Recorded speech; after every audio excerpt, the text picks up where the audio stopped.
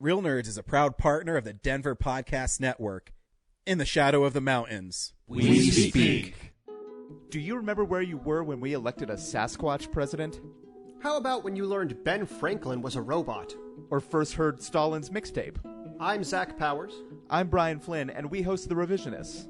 Each episode, one person explains real history and another tells an alternate version. And the winner becomes the truth.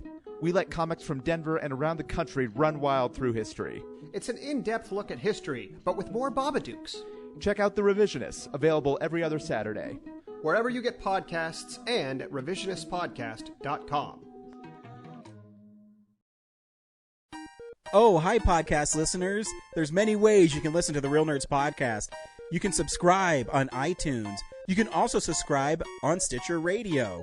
You want to send us a Twitter message? You can do that. It's so easy, at Real Nerds. Like us on Facebook, Real Nerds Podcast. You can visit our website, realnerdspodcast.com, where there'll be a lot of articles for you to not only read, but to listen to our previous shows. You can also call us, 720-6nerds5. Thanks for listening, and enjoy the show. Hi, this is Jonathan Tiersten from The Perfect House and Sleepaway Camp, and you are listening to the Real Nerds Podcast.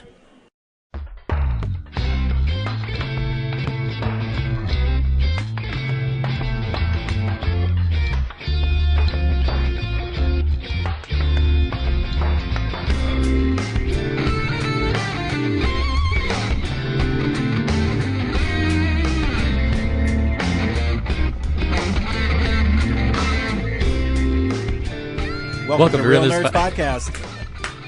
Unofficially, the official podcast of Denver Comic Con 2018 and beyond. I'm Ryan. With me is James and Zach and Brad. And every week on Real Nerds Podcast, we go see a new movie and we podcast our experience of the world. This week, we saw a fast-talking woman who also deals cards in Molly's Game, the directorial debut of Aaron Sorkin. Stay tuned to the end of the show. We'll review it. Can you spoil a movie that's actually fact-based? I don't know. We'll find out. No. Perfect answer. We also talk about movies that are coming out on Blu-ray, movie news, and what we've been watching. My kid. He really wants to show me his truck. Are there cars in the truck? Yes. And we get distracted by Ryan's son on the show. Yes, every once in a while. Yeah. When he makes an appearance. I like that hat, buddy. Oh, thanks. I got it at the Air and Space Museum. It's a NASA hat. Yeah, what have you been doing this past week? Walking. Yeah, me too. Through the corridors of knowledge in our nation's capital. I did. You know, my wife wasn't very excited. I got us a trip to Washington, D.C., and she didn't want to go. And because she hates America. She does. It's unbelievable. She voted Libertarian. Of course she does. So the night before, Kellen gets like the stomach bug, and so I dropped off my patrol car at this station. I need to get it worked on, and so I come home and Kellen's up. I'm like, from all the pedestrians you've been running over. Yep, they get just stuck in the grill, and Kellen's up. I'm like, what's he doing up? She's like, he just threw up everywhere. I was like, oh, I'm sure he's fine. And so I gave him some water, and he looked at me and went, bleh, threw up everywhere. I'm like, are you fucking kidding me? And so my wife is already. You guys have never traveled. You've traveled. Have you traveled with my wife? No. Well, we went to Telluride together. Yeah. So. Yeah. But okay. I guess flying. My wife is a very anxious flyer. Yeah. So the night before, she's really unbearable, and so he's throwing up. By that you mean needs your support. No, because I can say stuff like it's going to be okay, and she's like, she's one of those people where you can just. You know my wife really well, James. Yeah. You can feel the stress off of her. She's Yeah. one of those people, you know what I mean? Yeah. Just feel it. So he's throwing up, and she looks at me and she says, well, I guess we can't go now. I said, what are you talking about? She said, well, he's sick. I said, well, you know what? We're going. I said, again, he'll be fine. You can stay here or you can go. Your choice. So my plan was to wake up at 3:30 to ride the light rail down there because I want to spend $100 in parking. Yeah. So what the fuck is this? And so we get going, and he's feeling better. Like, he threw up just a little bit in the car right there. And I said, well, we missed the light rail at the Federal Center by like 10 minutes. I said, I will beat it to I didn't want to stay at Union Station because you have to pay a lot to park there. Mm-hmm. So I decided, I was like, well, I'll beat it to 40th and Tower. And then there it's like $2 a day to park there. Yeah, Uncle James has it, buddy. So I'm getting up there, and she's like, "We're almost here. Why don't we just park in the garage?" I'm like, "Well, I don't want to pay $100. I don't care." It's like, whatever. So I park in the garage. We get there, and as soon as we get out of the car, Kellen says, "I'm hungry." I'm like, man, I don't know if I can give. So I prepped him. I gave him his water, and he downed it, and he didn't throw it up. So I was like, all right, I guess it must have been like some sort of food poisoning, or like I'd have never heard of like a 6-hour stomach bug, but. Yeah. He was fine. He started eating, got on the plane. He passed out. My wife, the plane takes off, and she's just like, ugh. And me, I travel for Qdoba so much that I don't even fucking care anymore. Whatever. I'm on a plane. It shakes. It vibrates. It happens. And you, so whatever. Were you flying into BWI? No, Ronald Reagan. Oh, okay. Because the Ronald Reagan had the metro from there to like 2 blocks from our hotel. Sure. So I didn't want to rent a car after I talked to everybody. So we got there, and as the plane's coming in, I said, "Oh, look you can see the Washington Monument." And my wife's like, "Oh, I mean, it's nice." So she's like starting to teeter on like maybe this might be cool. So the first day she stayed at the hotel. I got a really nice hotel because the flight was so inexpensive. And so, it's a hotel that they have free drinks and free happy hour snacks. It's an Embassy Suites, which are awesome hotels, or Hiltons. So she goes there. I leave. I go to Ford's Theater, and I go to the White House. I do all this stuff she said she didn't want to do. So I come back, and she's all like refreshed, and she's okay. And I said, so tomorrow I'm going to go to the zoo. And then we're gonna go to the Air and Space Museum. Do you want to go to those with us? And she said, yeah, I want to go to both of those. So we get to the zoo. She sees the panda. Now she's starting to get like behind this trip. And she's like, wait, we don't pay. We just walk in. I'm like, yeah, it's all free. Like everything in the Smithsonian is free, and a lot of stuff in Washington D.C. is free. Well, it's a good thing because fucking food is so expensive going out to eat. Yeah. I get you. Yeah. You should hear about New York, man. Oh yeah, You ever paid $100 for a pizza? I have. Well, we paid $49 for cheese and grape and cracker box and 2 hot dogs at the Smithsonian. So, holy shit. Yeah. So we did that, and then the next day we did the American History and the Natural History Museum. And then it was really cold and the wind was blowing, so we kind of just left. I mean, I still did other things, but it was fun. And then Laura was cool. Yeah. The rest of the time. I know she doesn't like the history stuff, but it's like if you just go there and you have an open mind, it's nice. And she even got to a point where if the wind wasn't blowing, it was like minus 10 degrees, this wind. Yeah. She's like, well, I want to go see the White House. I'm like, what? It's so weird. Like, pee on it. Yeah, well... No, I mean, it's still like a cool building no matter who lives in it. Yeah. She's got a weird squatter in it right now. Yeah. Right. And so she really I'm not sure you warmed can even up and get to it. Like the last 2 times I tried to go near the White House, it was like blocked off. Yeah. You can't. So you can get to like the park before the White House, and you can like, oh, I can see it. Because, I think Bush, when he was in office, someone jumped and ran there. 2 people did it for Obama. Like, well, guess we can't let people near the White House anymore. But they did. You can go into the back into like the White House Society and check out like what it's like to live in there. It was cool. And then I went to the Treasury Department and I got too close to the statue there. I guess I started walking up. Shit! And I didn't know. I mean, it was blocked off, but I walked up the stairs. Did you pull the police officer card? No. I was walking up the stairs and I'm an agent. And I started taking a picture of whatever monuments there. And I looked at my peripheral and I could see like Secret Service starting to walk towards me. I'm like, oh, maybe I went too far. So I'm like, took a picture and I started walking down. I guess they're just checking me out. But no, it's a really cool place. It's easy. Once you get the layout, it's pretty easy to get around. They're checking you out going like, he looks good. Yeah. Call the Condor. Looks good. We'll get him at the hotel at night. So yeah, it was fun. It's something I always wanted to do. Is that a camera gun? And and it's it's you read about stuff and it's cool when you go to Ford's Theater and see the boot that they cut off John Wilkes Booth when he had his leg worked on by the Dr. Mudd, and cool. They had a pillow with Lincoln's blood on it. Did they have a review? Ew. Did they have a review of the play that night? No. I wanted to go with the play like I needed a hole in the head. How But did they finish that play? What? How did they finish that play? Like, did they start it back up? Like, once they got Lincoln Well, out, were remember, they like, I feel okay, like- guys, here we're in the third act. Let me remind you what's been going on. that was felt really. like- Go ahead. Sorry. I was going to say, I felt like the story had a lot of holes in it. It was really cool though. When I was there at Ford's Theater, you don't have to pay to get in there, but if you do, then you're reserved a spot because it's one of those things that they can only have so many people in there. And when I went in there, I was like me and 2 people, and the park ranger's like, "You want to go up there? I mean, there's no one here. It's like you can look through the whole theater if you want." I was like, "All right." And they said, "Oh, we opened up the balcony if you want to go look at it." Oh, wow. Wait, they're setting you up. He's like, no one comes in here. Please hang out with me. Go eat your dinner, buddy, and watch your show. Are you okay? Things get Okay. weird. The park ranger starts putting on a show So for him. it was fun, and you see things like that you never would expect to see. And, Yeah. No, that's awesome. They had Oscar the Grouch there, and Did you see In a trash Fonz's can? jacket? And no, they didn't have that, but they did have the 1989 Batmobile. Like right in, as soon as you walk in, I'm like, oh, Oh, snap. Oh, we're, sweet. we're proud of this. Like, That's cool. yeah, and the American History one. don't know if you would have noticed it. Did you see a ventriloquist dummy in one of those cases at one point? Yeah, the Howdy Doody. Are you talking about Howdy Doody or Charlie McCarthy. I didn't see that one.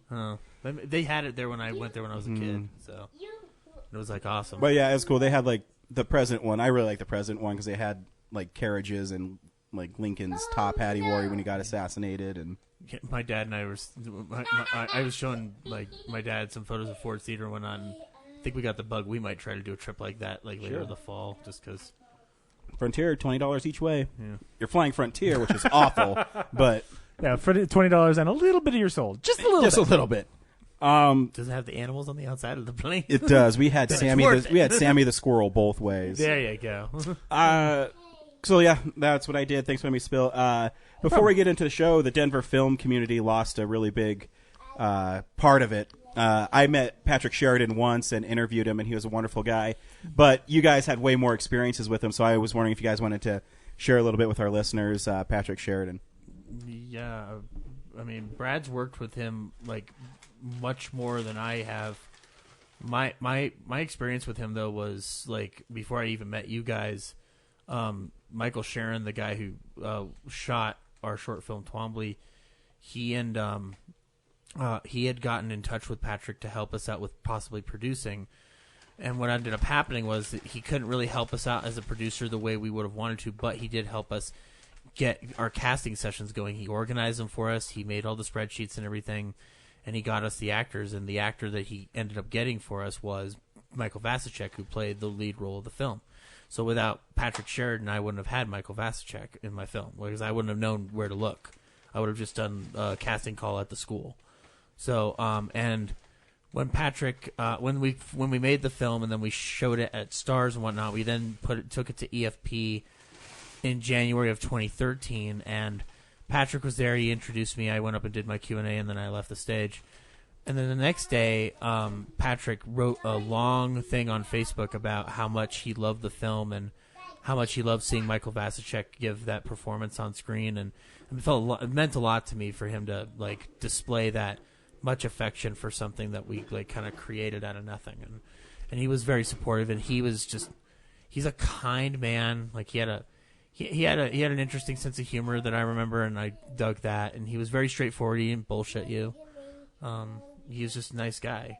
I wish I had spent more time with him, like just hanging out at the Bug Theater and whatnot. Because, like, there's for the little experience that I had with him, like so many other people had so much more that meant even more to them. Like, you know, like he's only one part of a bigger puzzle for me, but like for a lot of people, he was their like a big part of their life. So you know, yeah, I'm gonna miss him. It sucks. It really sucks. Cancer fucking sucks. Yeah, I didn't actually interact with him as much as people think. But like he worked on Eileen's film, kind of gave me some pointers on how to work the jib crane, and then for the last year's 48 Hour, he recommended some actors join our team. So, but I was just always around to help out with whatever he needed with EFP and stuff, and then. Shortly before he died, he asked me to like make a logo for a podcast and book he was, planning to write and produce, and that won't be a thing now. So, but yeah, he was a great guy. Really encouraged young filmmakers. His philosophy for acting, because he was a big youth acting coach and stuff, was to just not act, just be yourself, and not try to be a character, just be a person. With the BU, yeah, I saw a lot of that on posts and whatnot, and he was just really encouraging. He treated especially in my experience with every actor who came through on the casting sessions, that and he sat in with us throughout each session. Even though he knew he wasn't going to be doing the full task and whatnot, he just sat there with us, and when someone would leave, he'd sit down and discuss with me and Mike, quite frankly, about what he thought, and it taught me a lot about how you've got to go through that decision making process very carefully, because when you pick your actor, that's your actor, replacing someone is a hard job if you're not satisfied with them, and you don't want to do it. And so Patrick kind of taught me how to be very careful about going through, don't just fall in love with the first person that walks in the door because you're oh my god, you read something. So you teach a lot. He taught a lot about how to do this job professionally and do it maturely. So yeah, we should probably I'll try to repost his interview from 2013 or yeah, something. I mean, you should be able to find it because it was at Starfest, and I mean, I only had a few interactions with him, but I do remember very vividly my interview with him, and he was so passionate, and he loved helping Denver film. That's what he was about, was Denver film and helping people get a leg up, and so yeah, he'll be missed in the Denver film community, but because of EFP and stuff, his legacy will always live on because of the lives he's touched with help, cast, little pointers. It's one of those things you'll always remember, in him lending a helping hand. So yeah. And there's currently a GoFundMe for his ex-wife and kids to support them through the funeral costs and stuff. So we'll probably repost that too if you want to contribute. Don't feel obligated, but it helps. If you feel like helping, you can. Is that stuff? I mean, he's already was suffering from cancer, so that was a lot of money, and anything you can do to help. He lasted longer than. Yeah, he fought hard. Yeah, it's impressive. He only had 6 months to live, and he outlived it by 12 months. So, unfortunately, his form of cancer was not a good one. Yeah. And it really wasn't the cancer that got him; it was a related infection. So, yeah. So, all right. Thanks, guys. Thank you, Patrick Sheridan, for all you did for Denver Film. Thanks, Patrick. Thanks a lot. And so let's start the show in a segment I call "This is What's Playing at the Alamo Drafthouse." I forgot to pull it up, so I'm gonna bullshit for a second. Do you want to talk about our trip to New York? Yeah, talk about your trip to New York. Brad and I went to New York. yeah, That's the whole thing. it was James's first time. Yeah, we were in Kentucky. We were in Connecticut for work stuff, and we got done a little bit early. So we had and you realize Connecticut is boring. no, it was 3.5 really really long days of they were 18-hour work days, and then when we were done Thursday night, we were flying out Friday morning. We were like, okay, Henry is only a 2.5-hour drive away. We should just go see Henry. And yeah, I'd never been before, and I'm glad that Brad suggested it because it was pretty dope. I was pretty much excited at anything I saw. I was taking pictures of random streets just because I thought, hey, this is a big street and the buildings around it are kind of big. Look at that amazing pile of trash. I did. I took multiple photos of holy shit, I've never seen this much trash in my life. This trash wouldn't fit in the dumpster outside my apartment. It's when so you much posted trash. that one picture of the trash outside the cafe, all I thought about was rats. Oh, dude. So every pile we would walk by, Henry would kick it in hopes that rats would run out. Just because he wanted to scare and disturb me. And you know what else is crazy? That wasn't even the biggest pile of trash. Oh, no. They kept getting bigger and bigger, and I just got bored with taking pictures. Yeah. So. Yeah. I did the same thing. I have a few different photos on my phone of piles of trash because I'd see one and be like, holy shit. And then you see another one, and it was outside of a cafe, and you were like, "Oh, that one's got a lot of rats in it, and it's even bigger." Yeah. And then they just throughout the night, they got boring. Interesting tidbit: white bags indicate recycling. Black bags are regular trash. Yeah, Body bags are clear, right? And they will come by and check that trash. At our house, we pay extra money for recycling, and the trash company literally dumps it in the same truck. And I told Laura, I'm like, why do we pay that? She says, well, I mean, the trash is bagged and the recycling's not. I'm like, so let me get this right. They go to the dump, and they dump it out, and someone's there to sort out the recycling. Yeah, Lucy Fuck and no. Ethel. They dump it all in the same thing. They're like, thanks for paying us extra money to recycle. Yeah. I'm so convinced that Lucy and Ethel sort it out, and then they have a conveyor belt, and someone goes, speed it up. Yeah. It's like chocolate, but sadder. Yeah, and we saw the Empire State Building, went Yeah. to Times Square, and we made a little video that hopefully you'll get to That see eventually, yeah, you'll get to see. Didn't you also see a movie? Tease. soon. We'll Well, talk about that later. You can't talk about it. Everyone else has seen it. I mean, the reviews are out. It's okay. There's no embargo. I just don't like the way they're just holding their smiles. Like, I don't care. They can go fuck themselves. Brad, what do you want to say? This is what's playing at the Alamo Drafthouse this week. Not a lot of events because, again, they're playing a lot of the Oscar movies. But on Friday, February 9th, Magical Girl, Lyrical Nanoha, Reflection, subtitled, is playing at the Littleton. Ryan, did you have a stroke? No, that's what it says. It's playing at the Littleton Alamo Drafthouse. On Saturday, the Princess Bride movie party is showing twice at 4:30 and 7:30. Ooh. And at Sloan's Lake, they have the PBS Kids with Pinkalicious and Peterific at 10 a.m. I have no idea what that is. Who are those people? I have no idea. I bet it's cool, though. And then on Sunday, the February 11th, you can also see Sideways at Littleton at 6. And the Birdcage is a Valentine's Day feast at 6:30. That'd be fun. Oh, I that would be cool. don't like Sideways. I don't either. I was talking about the Birdcage. Yeah. Yeah, no, I'm That just one's saying. okay. Yeah. Controversial opinion, but No, I thought it was overrated. yeah. What's this playing at the Alamo Drafthouse, Brad? What's happening around town?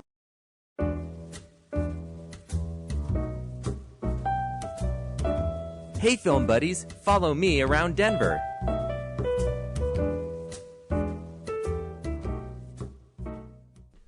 Oh, I'll tell you.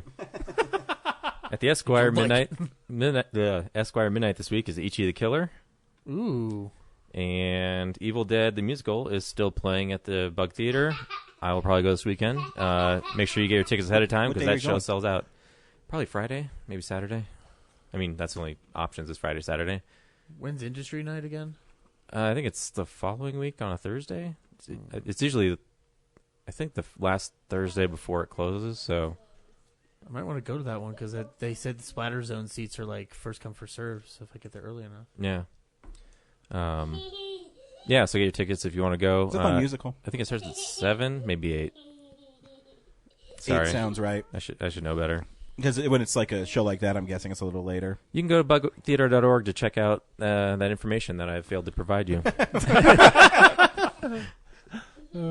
is bugtheaterre.org. Yeah, not oh, ER. fancy.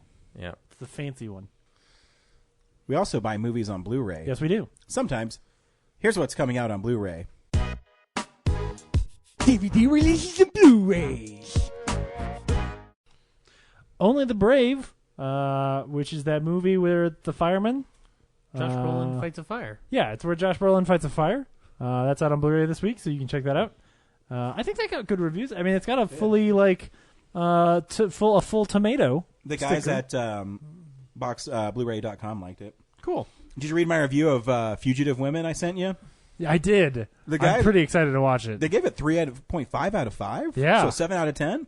Yeah. That's pretty glowing review. Yeah. My copy of Fugitive Girls came in this week. It's pretty fantastic. My mom was quite disturbed by my purchase. Your mom was very disappointed in Yes, you. she was. She was not happy about it at all. Suburbicon is out on Blu-ray this week, which is that Matt Damon movie where he may or may not murder a guy, which I was actually pretty excited to see, but I didn't get a chance to. I gotta check it out. Yeah. Out of obligation at this point.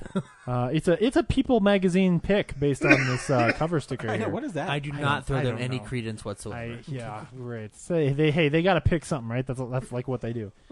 A Bad Mom's Christmas is out on Blu-ray this week. Shit. Which, I keep meaning to see that first Bad Crystal Moms because Bell. people say it was great. I mean, by great, I mean like good. And then this one's got Christmas in it. And Christmas is great, so that's always cool. Batman Gotham by Gaslight is out on Blu-ray and 4K this week. Oh, that looks so cool. It kind of does. I'm really intrigued by it. Yeah. I just like the cover.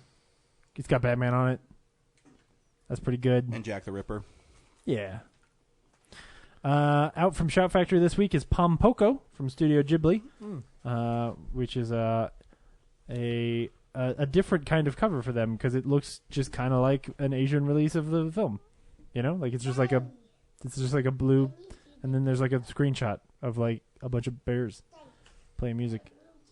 So anyway, check out Pompoko, I guess. LBJ is out from Sony Pictures this week, which is the Woody Harrelson film where he plays some man whose initials are LBJ. Directed by Rob Reiner. Yep. Day of the Dead Bloodline is out on Blu-ray this week. Another from Lionsgate Films. Another remake, sequel, unofficial. Bleh. I like Jeffrey Reddick. Why does this movie have orcs in it? Because this cover has an orc on it. Or like, actually, I think this is what an undead Na'vi looks like. That's really what it is. Zombie Na'vi. Yeah, this is a zombie Na'vi. But yeah, Jeffrey Reddick. The Walking Na'vi. He didn't write that one. He posted this funny tweet where he's like, "Man, now my Day of the Dead isn't the worst one." I know. Yeah. Okay, cool. So check that out if you buy everything that says Of the Dead. Criterion's putting out Elevator to the Gallows, sorry, which I have no idea what that is. But it's got a lady's face on it and then an arrow pointing upwards. Oh, I already closed it. No, we're moving on. Tales from Earthsea is out from Shout Factory as well this week, which is another Studio Ghibli film with a sweet-ass looking dragon on the front, which is pretty cool. All I See Is You, the movie with Blake Lively and Jason Clarke that I'm going to assume includes some kind of subplot about someone being blind. I know nothing about it, but it's on Blu-ray. It's actually a main plot of the film. There you go. Hopefully it's Blake Lively on a surfboard. But she's blind? Mm-hmm. So she doesn't know that there's a shark. Yes. Okay, great. Jason Clarke plays the shark. Homeland, the Jason complete Shark. Homeland, the complete sixth season, is out on Blu-ray this week. In this one, she walks towards the camera. At least that's what it looked like from the cover. Taboo season 1, didn't know that was a show. So you can get that. Of course you didn't. It's taboo. The Sandlot is getting a 25th anniversary Blu-ray this week. I'm pretty sure it's just a slipcover with the old Blu-ray underneath. I think so too. But, it's The Sandlot. So if you don't own The Sandlot yet, you should go get it. Yeah. I don't know what this next one is. It's Jackie Chan Presents Reset. I think it might just... I think it's a re-release. But it's hard to tell. It doesn't really tell me here. Or it might be a new Kung Fu film. I don't have time to read the words on the screen. I just have time to open the link. That's really all I can be bothered to do. No, I actually just can't tell from anything here because it keeps saying February 5th, 2018, which is obviously today when we're recording this, but I don't know what any of this means. It's my mom's birthday. Or what? Anyway, so maybe if you like Jackie Chan stuff that he produced or may or may not be in because it may or may not be a re-release, you can get Reset. There's a re-release of the old Planet of the Apes movie in a cool-looking subcover thing. So check that out. A re-release of a movie where apes evolved from man? Yeah, nobody's seen that before. Got to be an answer. Kino is putting out The Aviator, but not the Martin Scorsese one. Is that the one with Christopher Reeve? Yes. So you can check that out. Okay, getting into the good shit. Walking Out from Shout Factory. I don't know what this is, but I think it's some dudes in the snow. I think it's kind of like The Mountain Between Us, only no one falls in love. No Idris Elba. Yeah. Bill Pullman tries to forcibly get his son through the snow with a rifle, maybe? I don't know. I'm guessing based on the cover. But it's from Shout Factory, so the Blu-ray will be great. Victor Crowley. I do have that coming. Which looked... now, I don't know anything about this, but it looks to me like the dude who played Hatchet killed the Predator and took its mask and is then wearing that while he assassinates airplanes. Yes. Is that what this movie's about? Yes. Because that's what this cover's about. Yes, Adam Green took a lot of time to make a movie that you could understand. I will say... Just by the cover alone. Couldn't he have found a bigger hatchet? Like, This hatchet is tiny. Either he's giant, or he found the smallest little hatchet. Well, he it is could. Kane Hodder, so many axes will look small in his hands. Yeah. He's fucking gigantic. Just saying. It looks fun. I need to rewatch the first 3 Hatchet films before I watch fun. Victor. I don't think it's gonna matter story wise, but No, they go to a swamp and they get murdered. It's not like. but I want to relive. I want to relive the magic. All right. Fair enough. The 1966 film The Diabolical Dr. Z, which has a pretty cool looking cover. That's my new with, rap name. with this dope ass science guy with his cool sunglasses, Mm-hmm. and then some lady and The some last broken word glass. in shock. Get it? Z.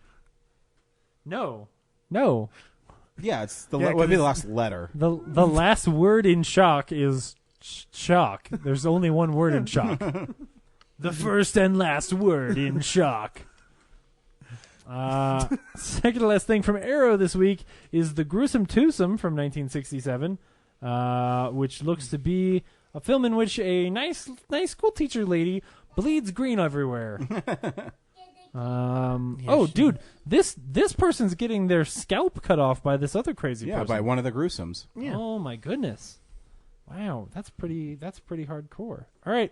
And then the winner for this week, I mean, at least in my book, is the 40th anniversary of Smokey and the Bandit out on Blu-ray this week. Yes. From Universal Pictures. Go check that out if you don't already own Smokey and the Bandit, because it's dope as hell. Yep. Damn you, Smokey! Remind me to go home and hit your mama. No one says that. It'd be awesome if they did. It would be really good. Anyway, that's Blu-rays this week. Awesome. We also watch movies throughout the week in a segment Brad calls, "You motherfuckers been watching movies? This is what I've been watching."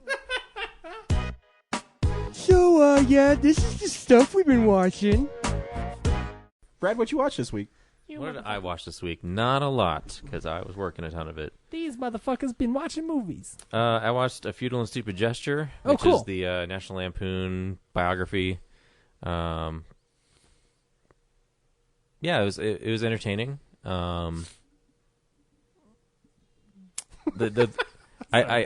It made me, like, as it was going along, it made me look up on Wikipedia what extended information I could get from what they portrayed in the movie. And oddly enough, a lot of the dialogue in the movie is taken verbatim from the Wikipedia articles. So it's almost as though the scriptwriters did all their research from the Wikipedia post. But yeah, still fun. Didn't know that much about Lampoon before, and now I do. And dare I say that's about it until we get to James.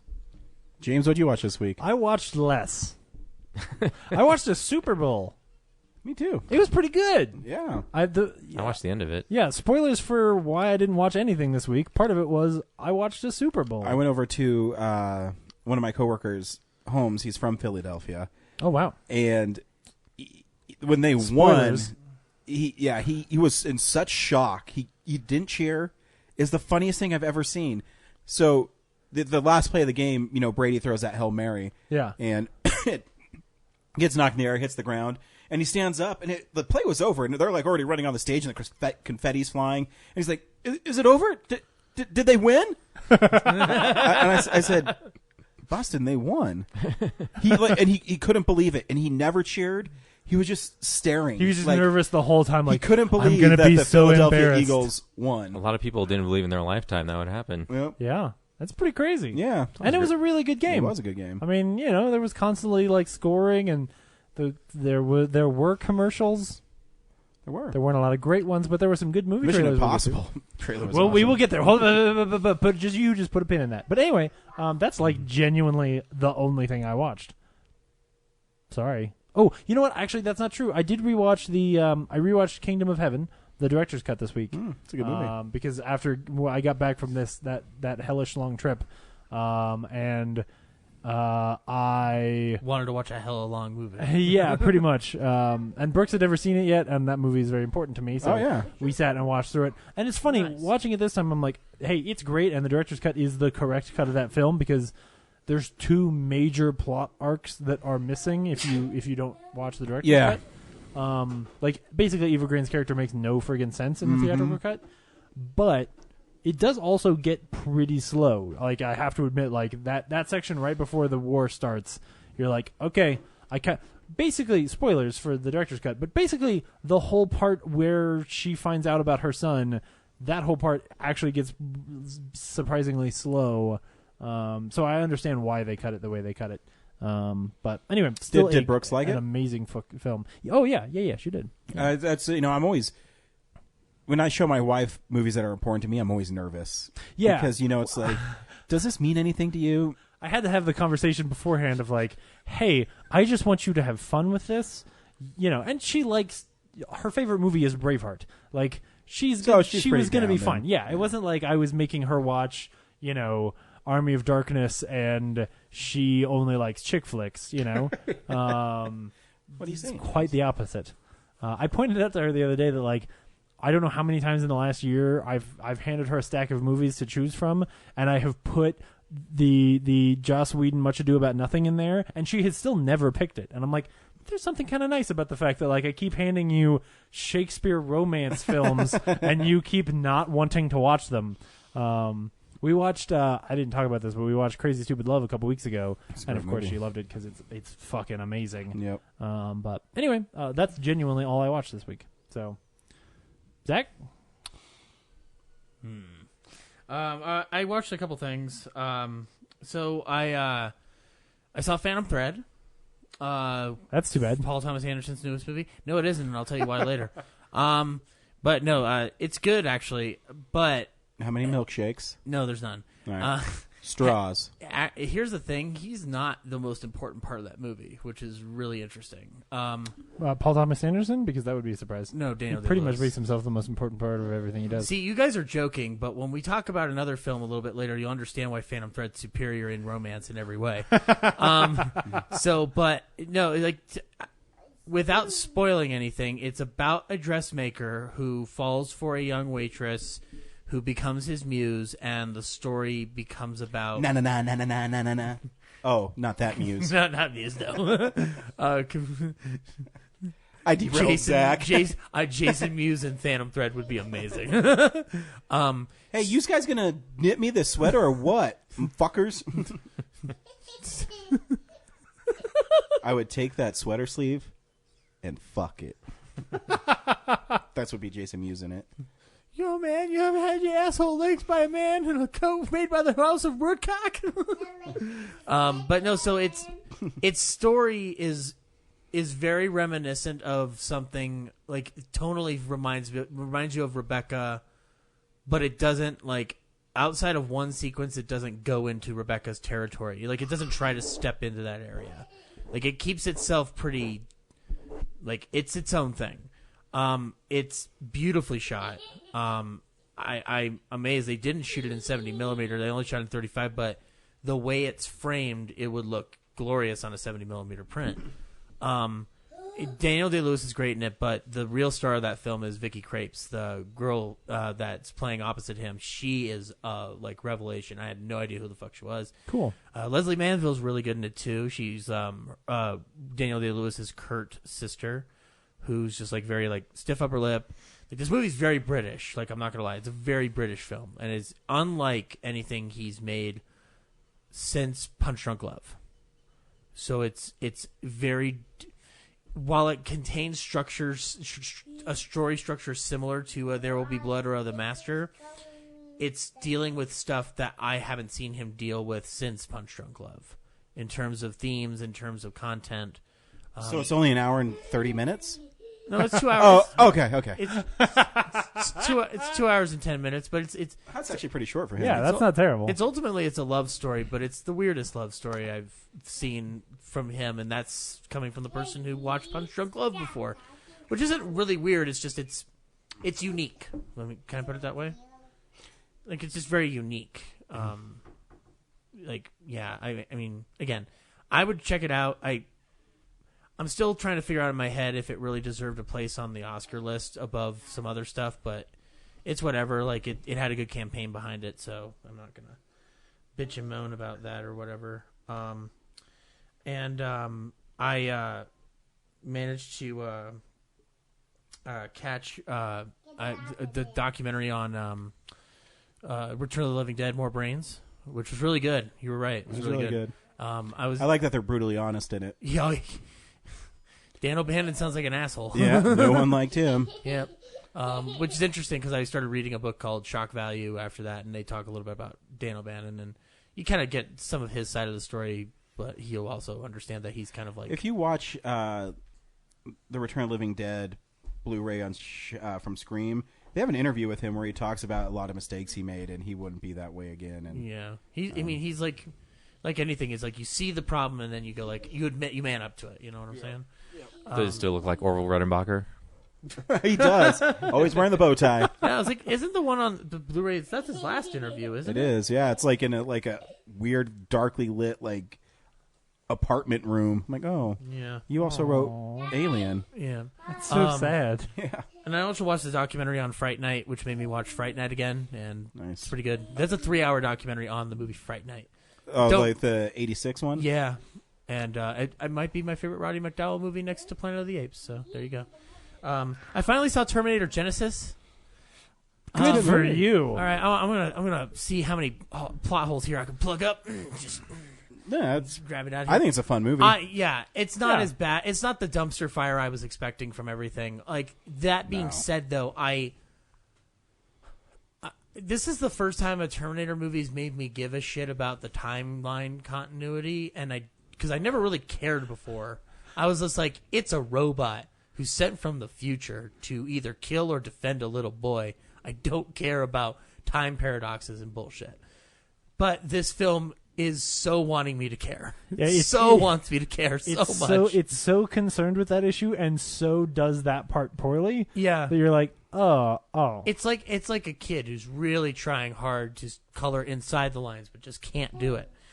So yeah, I mean, Arnold's fine in it though. He's fun. Like, he's pretty great. Like he has some great moments in it. That movie would have been better if you didn't know that John Connor was a Terminator in the trailer. Oh yeah, like that reveal is.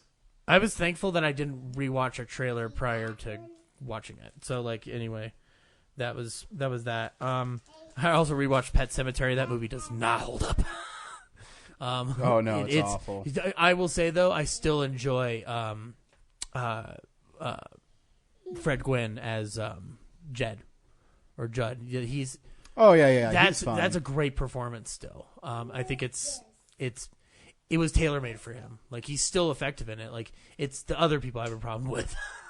Like, Denise Crosby is, like, really, really, like, weird in the movie. Like, she feels like she's on the verge of, like, having a stroke or something half the time. But, I mean, you know, it's a Pet Sematary movie. I wasn't expecting the moon. So I kind of revealed it to you guys this afternoon. I finally decided to watch a movie that I had been holding off on for 2 years. Mr. Gray saw me today, and I saw 50 Shades of Grey. Yeah, the first one. Yes.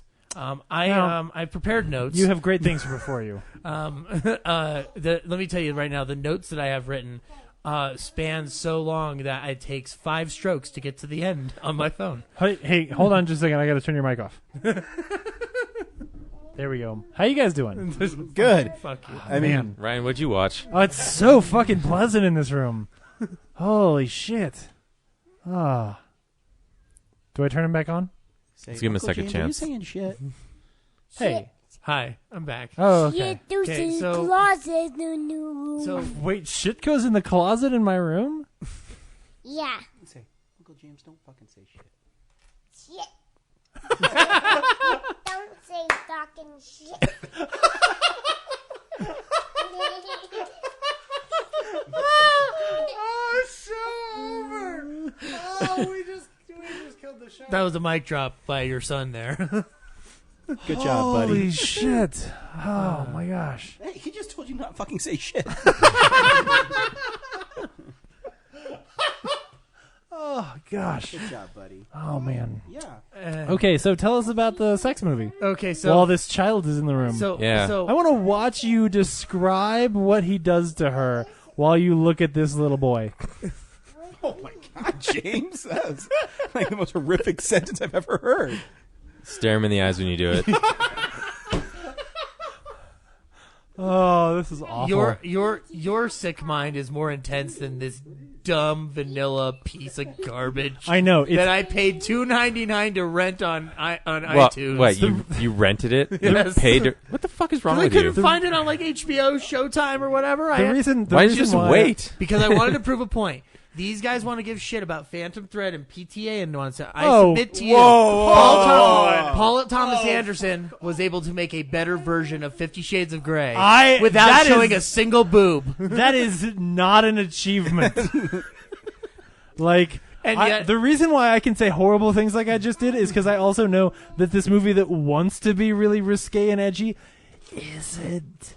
Exactly. It's kind of fucking Thunderbolt 2 makes more sense than 50 Shades of Grey. Yeah, like if you took it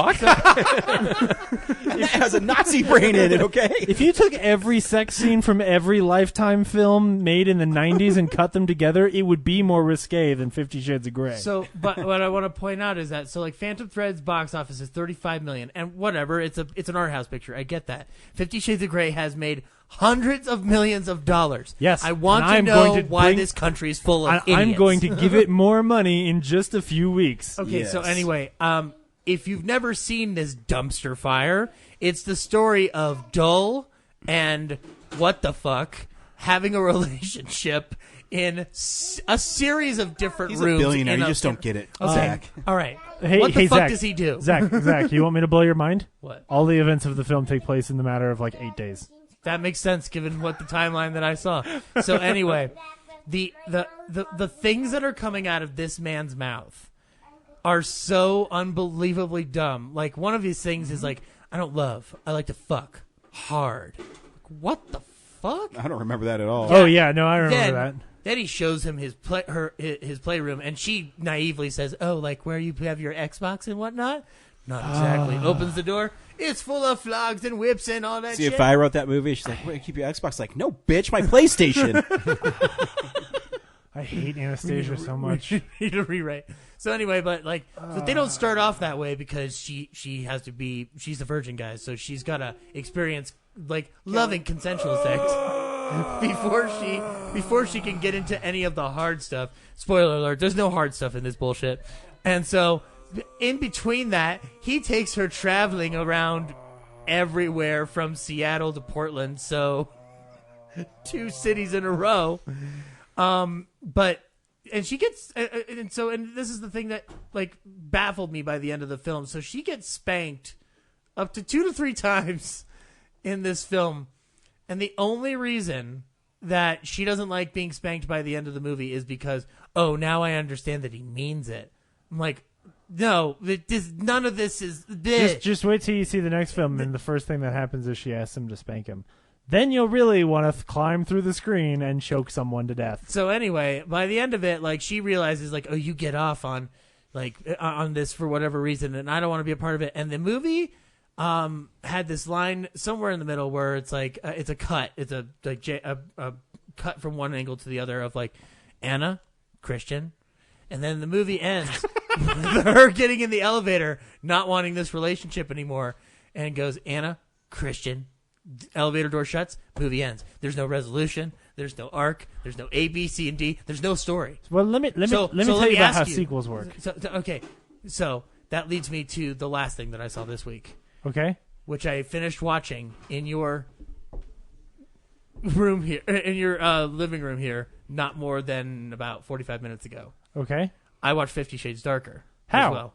On my phone. What? HBO Go.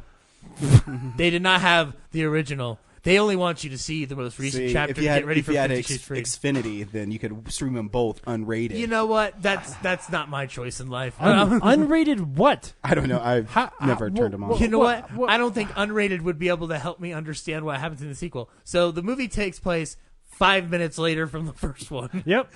And she's got a new job, and her boss looks like is a rapist. Looks like Bradley Cooper. He kind of looks like Dan skeezier. Stevens. Yes.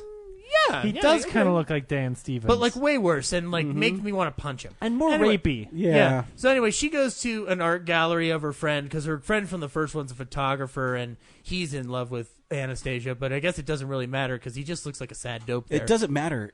what the fuck's that dude's name? Christian. Christian. He bought all the pictures. Yeah, exactly. He bought all the pictures, which I guess is the only admirable thing he's done. Because the first question I want to because the first question I want to ask is like, if he's such a good friend, wouldn't he have asked permission to put a bunch of photographs of his friend that look like stalker photos up in an art gallery for everyone to bid on? It's like it made no sense to me. But anyway, so they have dinner and they decide like they have dinner and they decide like, oh, well, I guess we're just gonna like start the relationship again, but no rules, no boundaries, no whatever. Yeah, which this was time the there's no whole, safe word. which was supposed to be the whole point of the first movie, which was trying to negotiate this contract that features so many terms that never come to fruition, such as vaginal clamp, anal fisting. Okay, you're good. Move on. I'm just saying, if this movie wanted to be anywhere near as exciting as this. Like, if it wants to be, it doesn't. It doesn't need to be released to theaters. It needs to be released to Netflix. No, but where the rules don't apply apparently. Nothing about it actually wants to have any kind of conversation about because it anything wants taboo. like Twilight, it wants to tell a story of people who shouldn't be falling in love because one has the upper hand in the relationship and doesn't. It's all about abuse, guys. Anyway, so they're going through their whole deal, whatever, and then all of a sudden, like. Anastasia's boss decides to go full Harvey Weinstein and try to like touch the shit out of her, and she gets angry and leaves and whatnot, and then suddenly she becomes the fiction editor of a big publishing company, which I'm like, God, I didn't realize that's how fast business works, because this was in the span of, I don't know, 36 hours. Oh, less than that, because the whole second movie takes place in about 4 days. And then, like, and all this time we're trying to figure out who the fuck Christian Grey is, which I want to know too. And I guess like his mom was a crack whore, who died. And then sex worker. Marcia Gay Harden, the mom from Mystic River, adopts him. And then at 15, he learns from Vicky Vale how to have submissive sex or something like that. Yes. But it doesn't matter because he's not a dominant or a submissive. None of that matters, and none of it is the conflict of the film. He's a sadist because he likes to hit people that look like his mommy. Which, you know, okay, Christian Grey, the third movie should be you going to therapy, buddy. Because anyway, so but it's not. They get married. Yeah, I know. So he proposes to her. It's all this will they won't they bullshit that doesn't fucking matter. And then, like, but it doesn't matter because we got to the greatest. So we got to this great scene that you guys described to me last year, and I'm so excited I watched it because it is the best part of this movie. It's so great. So he's flying a helicopter in the jungle somewhere, which I guess is supposed to be from Portland to Seattle. Yeah. Because, like, again, the maps don't apply in these movies, guys. No. He can be anywhere. He was in fucking, like, the beach at one point. So they're flying. He's flying with his assistant, and then all of a sudden, it starts smoking out of nowhere. So I don't know, did like somebody sabotage his goddamn helicopter? It looked like nothing was wrong with that damn thing. Yeah, E.L. James sabotaged it. Oh, I'm seeing that Deus Machinas. I got you. Yeah. So anyway, the thing crashes. They hear on the news like, oh no, Christian's helicopter has crashed. They're all there, and Marcia Gay Harden gives this impassioned speech going like, you'll have plenty of more time with him because you've changed his life and you've changed our lives. And I'm like, I don't understand how she's changed your life in the span of 2 weeks. The only thing she's done is gotten your son out of the house. Yeah. So, but then it doesn't matter, guys. None of this matters. There are no stakes in this because he appears in an elevator. All well and fine, barely scraped. Yes, the news has just announced that he's died in a helicopter crash when he arrives in the elevator. I was perplexed, and then the movie ends with a confrontation between Anastasia and Kim Basinger, where she throws wine in her face, and then Marcia Gay Harden, who I don't know what the fuck she knows about Christian's life, but suddenly tells her friend that she was buddying up with 10 minutes ago to get the fuck out of my house and stay away from my children. I'm like, do you know that the other thing was going on? There's so many fucking questions. And then the next scene is him going like, I just talked to my mom. I'm going to give up my business. I'll have the boys deal with it tomorrow. I'm like, well, first of all, what the fuck do you do, idiot? And second of all, okay, he fine. Has money. It will eliminate a problem for me that I have, which is like, how do you have so much money that you can make it your mission in life to save the world from hunger? Which is like such an ancillary plot point. You don't need to mention that. You could be like, yeah, I run some charities. That's all you need. But there's like essential plot points that have to say, no, we run this charity. We run this charity. It doesn't fucking matter, and yet it does somehow. I don't fucking understand. And the movie ends with Harvey Weinstein. I'm just going to call him Harvey Weinstein because all rapists are Harvey Weinstein at this point. Yeah. Anyway, Harvey Weinstein looks over a hill at the Gray Mansion, and he looks at a photo that he took of a photo of the Gray family, which was so dumb. He took a photo, and he did this. He printed this photo just so he could take a cigarette that he was smoking and put it on Christian Gray's face. Because, guys, it means something in literature because he was burned with cigarettes when he was a kid, and that's why she can't touch him on the chest. I had an aneurysm after this movie, guys. Oh, yeah. Remember the box he draws on his chest of places you can't touch that's him? right. I forgot about that. And then when they're and then like 10 minutes later, they take a shower, and he's like, hey, you can touch my chest now. He's like, just stay in the lines. So I'm like, no. And also, by the way, in both movies, anytime they take a bath or a shower, they're using an old-timey sponge. He's a rich guy. I'm sure he can afford a fancier sponge than that one. It's a hipster sponge. Really, the sponge is your problem? I can't understand you. He's not a hipster. A hipster does not dress in $50,000 suits. I don't get that at all. Yes, no, they I don't do. get that vibe from him at all. Anyway, it's terrible. It's garbage. I'm it's glad human you garbage. got to enjoy that. I'm probably going to go see 50 Shades Freed because the Alamo's doing a screening where you are allowed to laugh your ass off. Wait, you're not supposed to? I was going to say, At the normal, I'm pretty sure we did last year. My assumption is that at the normal screenings, they'd prefer you not. Well, no, me and James ruined it at the last one for some people. Oh, I'm sure. So, because it's an uncontrollable thing, though. I know, because when the helicopter crashed, and then he's like, what's everybody doing in my apartment? I was like, what the fuck? Oh, it was insane. Guys, like, if you want a sexy, I'm sincere on this. If you want a sexy movie about who runs the relationship, go watch Phantom Thread. Don't go fucking watch. Go watch 50 Blue Shades. Valentine. Yeah, you can watch that too. I don't care. Don't support this bullshit anymore. Well, Fuck, you just paid for it, asshole. I know, right? And I want my money back. You just gave them money and then said, "Hey, you're going to come with us to go see it in a couple weeks." You know who I realized, Zach? You look like Ben Mankiewicz from TMC or whatever it is. Like he's like the guy who introduces the TMC. Yeah, the TMC. Thanks, because I saw like they're doing the Philadelphia story at like a Fathom event. I'm like, oh, that guy looks like Zach. My long lost father. Yes. He'll be Ben Mankiewicz. Call me. Mom wants alimony. I'm sorry, was this week's episode 50 Shades Darker or Molly's Game? Because I was sure. That's all I watched this week, except for one other thing. But I think we're gonna wait and talk about that as a group. Okay.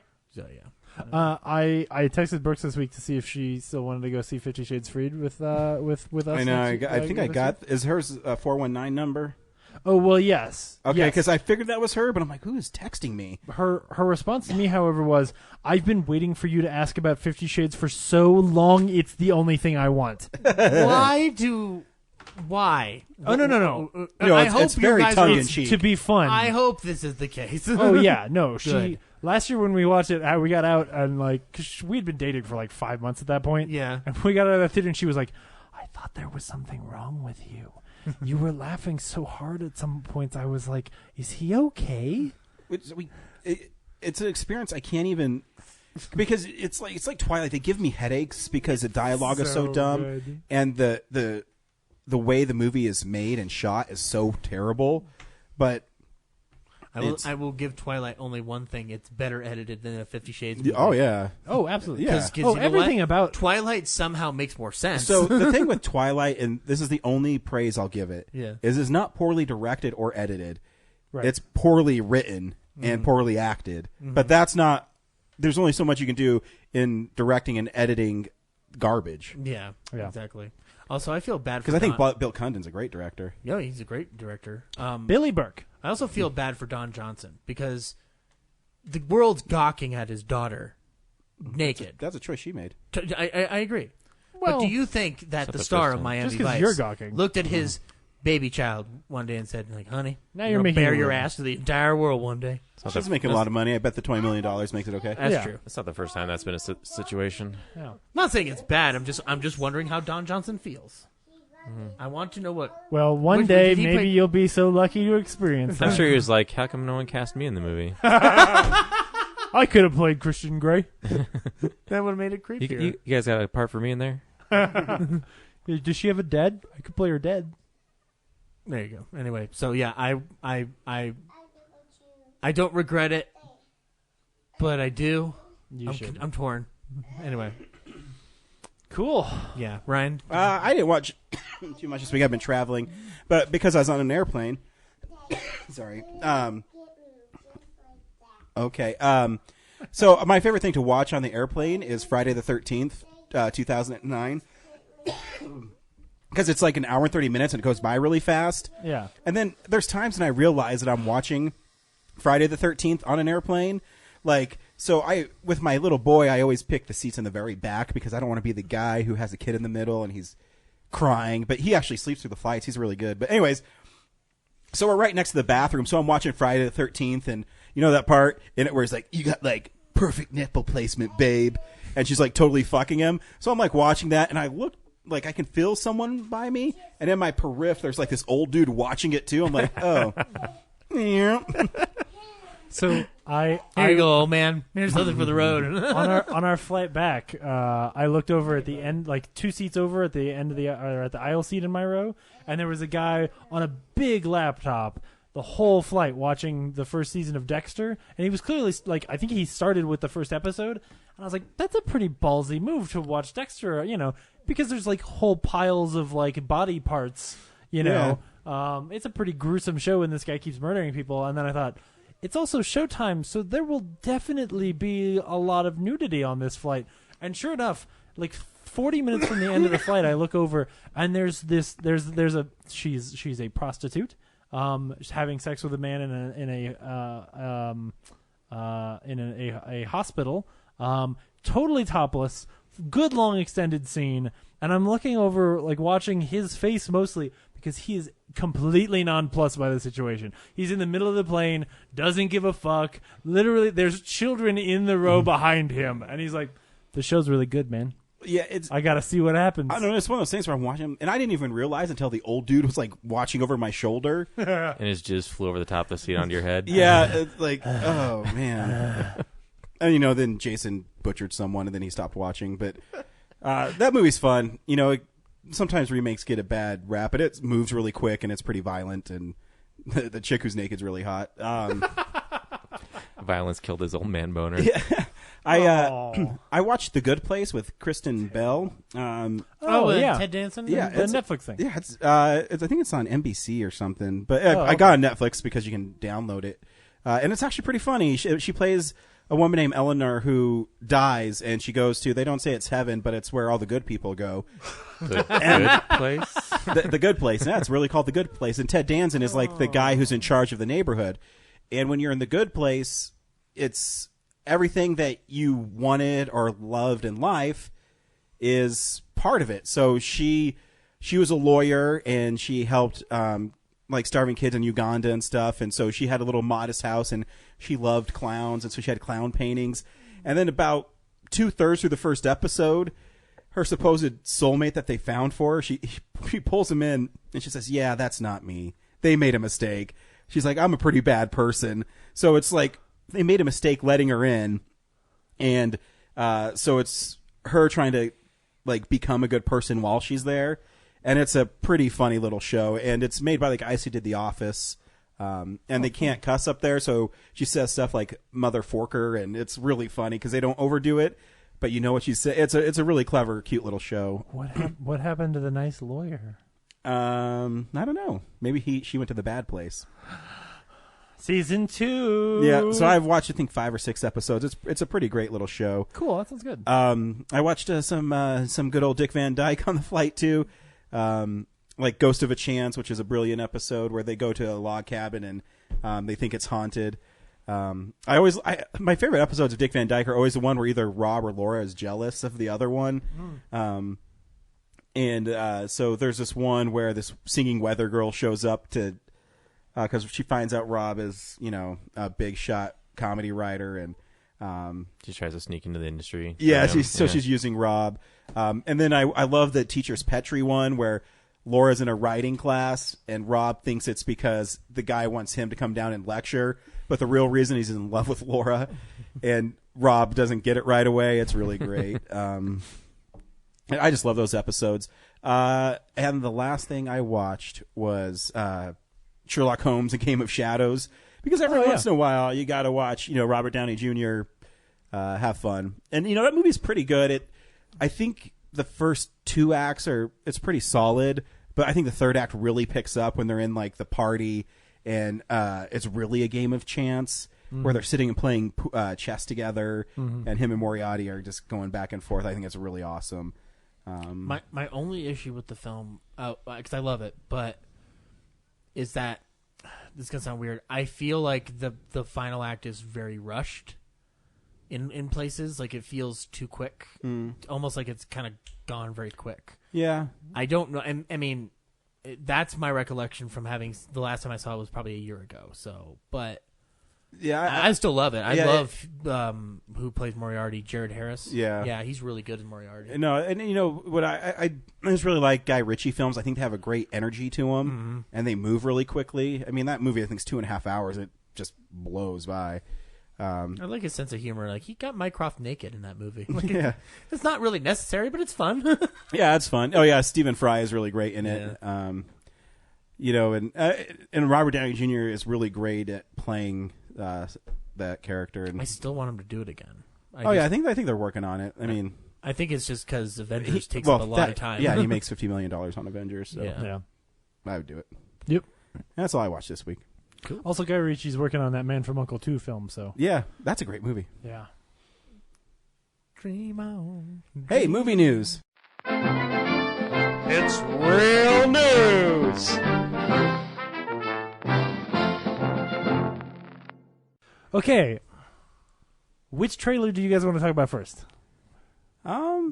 Should we just do a roulette and just spin the wheel and see what comes up? Yeah, spin it, Brad. Go ahead. Round and round and round it goes. Good thing you spent all that time making this before this episode. I know. It took my whole week. That sounds like... I don't know why it's making a slurping sound. It sounds like dirty, wet sex. I don't know what it's doing. This is the grossest roulette wheel I've ever heard. I'm going to destroy it right now. Michael Winslow's a guest today? But before I destroyed it, it landed on Solo, a Star Wars story.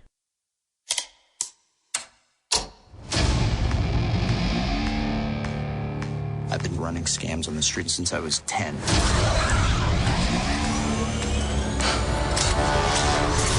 I was kicked out of the flight academy for having a mind of my own. I'm gonna be a pilot. Best in the galaxy. Hey, kid. I'm putting together a crew.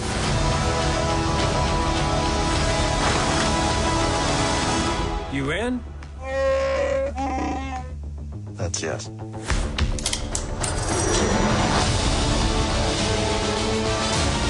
I might be the only person. Who knows what you really are? What's that?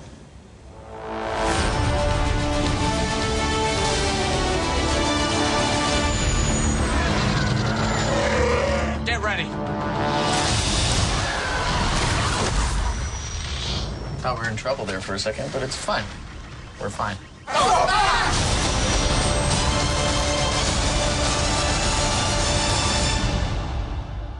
Oh. There's shots in there that look really cool. I'm pleasantly surprised by how much I think this movie looks great. I like the music. Yeah. It's one of those things I'm actually not that worried.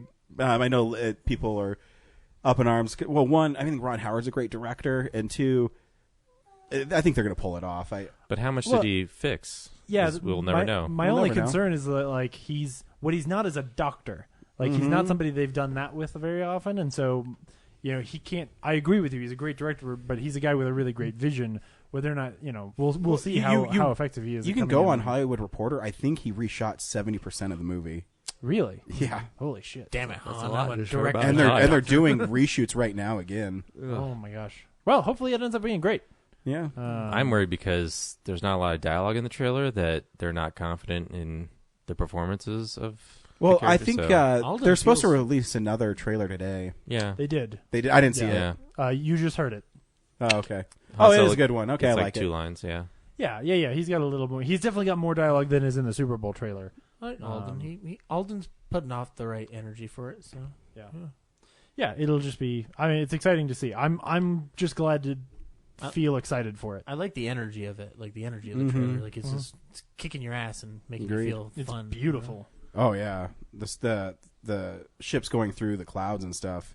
Yeah, it looks pretty great. Dude, that snake train. That was cool. The Solo logo though, when it's flying in, doesn't that feel a little like not good, under rendered? Yeah, it's made out of cardboard. Face is under rendered. Ooh. Well, yeah, but that's not fair. Oh no! I'll fix it. All right, Brad, spin the wheel again. All right, here we go. Wait, we destroyed it. I rebuilt it, and wow, it's a less gross sounding one. I'd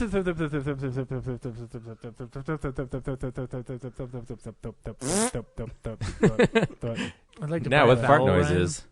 Hey, look at that! Mission Impossible Fallout. Ooh, I love that one. Your mission. Should you choose to accept it, I wonder, did you ever choose not to?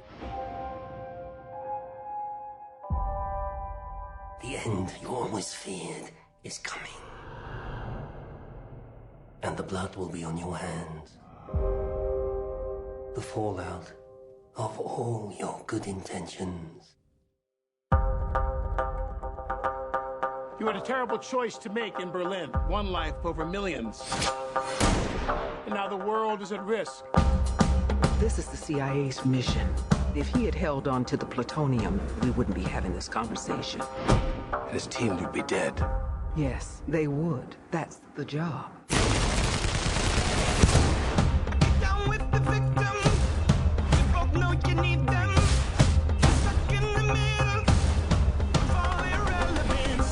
You don't understand what you're involved in. You need to walk away.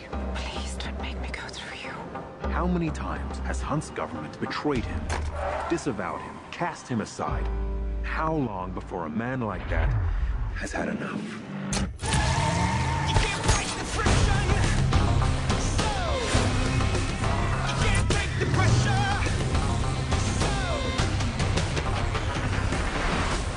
Ethan, that's not who we are.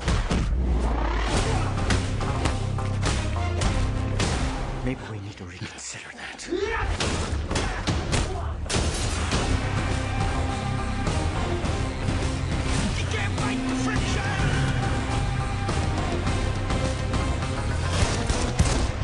So, how is he? Hell, you know. Same old Ethan.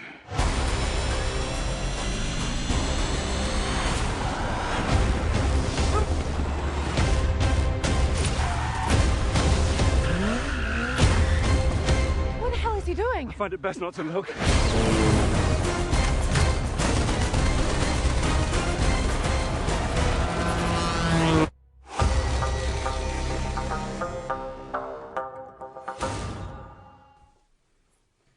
This trailer's badass. Hey, this is the winner. Remember This thing is so freaking Remember when he good. flips Superman in that back, like against the mirror and whatnot? Yeah, he throws that other dude through the fucking glass, and you didn't even know it wasn't a wall. Oh, bah. God. Ugh. But It's so good. I love too. There's a line in it where they said, "How many times has Ethan's team been accused?" And Oh yeah, and they're Cavill's saying it. Yeah. Oh shit! Does Ethan? If Ethan Hunt snaps and goes rogue, would be awesome. If he does, I think it's just a red herring because he's trying to isolate the real culprit. Oh, of course. Framing him. The in the trailer that came out today, the not the Super Bowl trailer. There's also that good line where the some lady who's clearly got some authority is like, well, if his team had done their job, the plutonium wouldn't be. And he's like, well, they'd be dead. And she's like, yeah, that's his job. Like his job is to get killed in the line of action, you know. which was And pretty Michelle interesting. Monaghan makes an appearance. Yeah, that was crazy. Well, she was in the I was like, last few, just not. Yeah, but she was like over there. Yeah. I haven't seen. Ethan's like, I can't see her because my life. Oh, and that shot where the dude, the like prisoner dude, is in like a train or something as it's going into the water, and the camera's locked to the train, so the water is inceptioning around the train car. Holy shit, that's worth the whole movie. That's so good. I haven't seen Rogue Nation yet, but did Ving Rhames return in Rogue Nation? He's always there. He's always there. Okay. Yeah. I didn't think so. I don't remember him in Ghost Protocol. It's been a while since I've seen these movies, guys. You should see them. He's always there. I just know that Tom Cruise is trying to climb up to a helicopter and see, you saw more of the stunt, and you're like, oh, yeah. Once I saw the rope hanging from the helicopter, then I was like, oh, that shot of him on the side is the end of the stunt. And now it's okay. No, that was pretty awesome and then he falls down the rope. Oh gosh, that's pretty incredible. And I love that they use the shot of him breaking his foot in every trailer. Mm-hmm. Like, hey, you know what? This cost us a lot of money. Use this shot. It's the most expensive shot of Tom Cruise ever. It cost us like 3 months of production. And the poster's badass too. Yeah, everything about it's good, man. All right, back to the wheel. Yeah. Is All it right, here we Christopher go. McQuarrie? This is the first time the same director's done two, and I'm really excited. I was disappointed when they announced that. But didn't the poster remind you of Skyfall just a wee bit? I thought I was feeling that. Damn. I'm going to spin it very lightly this time. Okay. Hey, Jurassic Park, Fallen Kingdom, or Jurassic World, The Fallen Kingdom.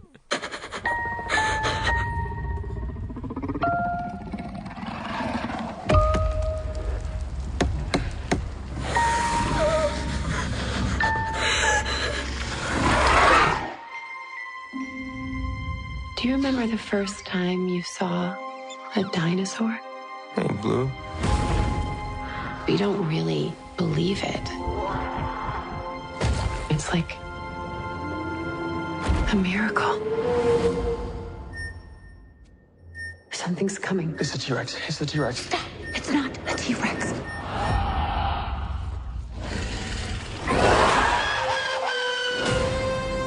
Blue, come with me. You know you can't stay here. Jurassic World, The Island. You're all right. Easy, girl. All of that is in the past. Am I dead? Not yet, kid. I want to show you the future. What is that thing? They made it. Blue.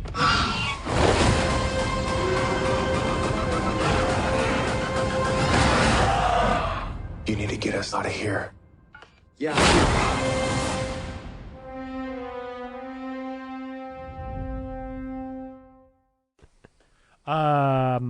Speaking of helicopters with ropes, this one's got a dinosaur on it.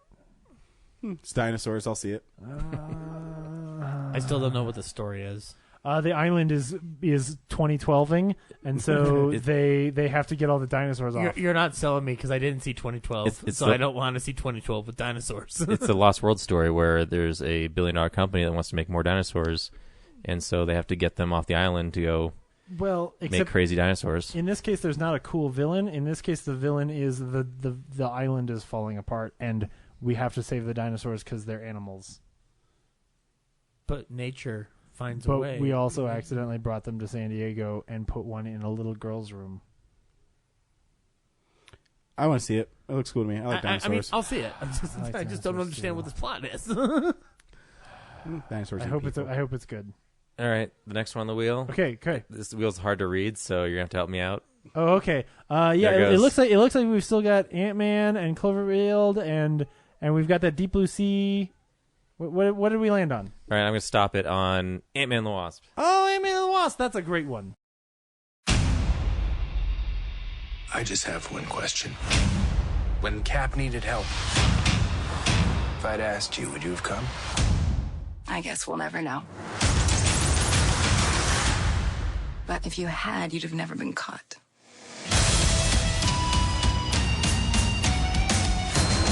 I do some dumb things, and the people I love the most, they pay the price. Thanks to you, we had to run. We're still running. Let's go.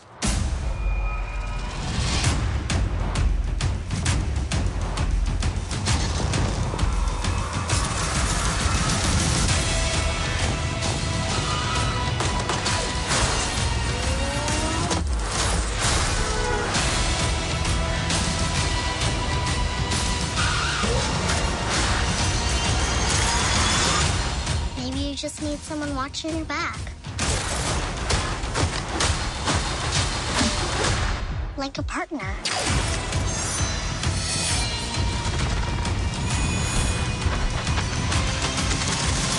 Hold on. You gave her wings and blasters. So I take it you didn't have that tech available for me? No, I did.